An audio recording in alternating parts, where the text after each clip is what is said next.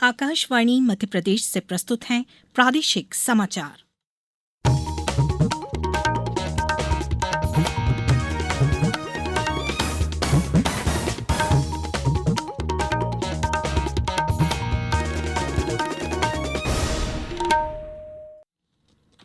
नमस्कार, समाचारों के साथ मैं राना शाहिद।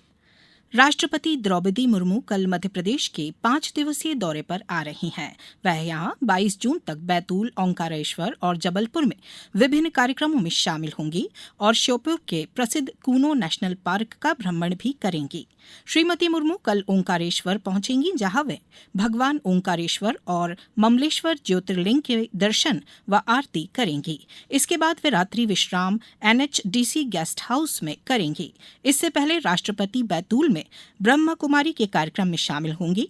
निर्धारित कार्यक्रम के अनुसार राष्ट्रपति अगले दिन 19 जून को ओंकारेश्वर से सुबह अंतर्राष्ट्रीय सिकल सेल एनीमिया दिवस पर आयोजित कार्यक्रम में शामिल होंगी। राष्ट्रपति 20 जून को शाम में जबलपुर एयरपोर्ट आएंगी। राष्ट्रपति 21 जून को प्रातः जबलपुर में आयोजित अंतर्राष्ट्रीय योग दिवस के कार्यक्रम में शामिल होंगी। इस कार्यक्रम के पश्चात रानी दुर्गावती विश्वविद्यालय जबलपुर के 36वें कॉन्क्लेव समारोह में बतौर मुख्य अतिथि शामिल होंगी।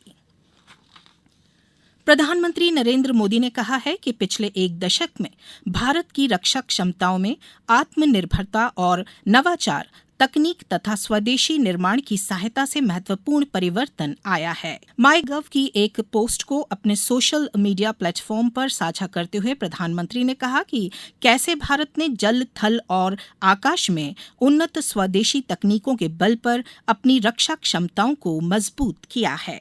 उन्होंने कहा कि इससे पिछले 12 वर्षों में भारत के रक्षा क्षेत्र में हुए बदलाव की झलक स्पष्ट रूप से दिखाई पड़ती है। प्रदेश के पूर्व मुख्यमंत्री स्वर्गीय कैलाशनाथ काटजू की जयंती आज श्रद्धा और सम्मान के साथ मनाई गई। इस अवसर पर विधानसभा परिसर में पुष्पांजलि कार्यक्रम का आयोजन किया गया, जिसमें मुख्यमंत्री डॉ मोहन यादव, विधायक भगवान दास सबनानी, विधानसभा के अधिकारी कर्मचारियों के साथ स्वर्गीय काटजू के परिजन भी शामिल हुए। मुख्यमंत्री ने कहा कि कैलाशनाथ काटजू केवल एक राजनेता नहीं, बल्कि देश की स्वतंत्रता के लिए संघर्ष करने वाले समर्पित सेनानी थे। उन्होंने कहा कि आजादी के बाद भी काटजू ने विभिन्न संवैधानिक और प्रशासनिक दायित्वों का निर्वहन करते हुए देश और समाज की सेवा में अभूतपूर्व योगदान दिया। डॉक्टर यादव ने यहां मीडिया से बात करते हुए नीट परीक्षा की तैयारियों को लेकर कहा कि राज्य सरकार केंद्र सरकार के साथ लगातार समन्वय में काम कर रही है, ताकि पिछली बार जैसी कोई स्थिति दोबारा उत्पन्न न हो।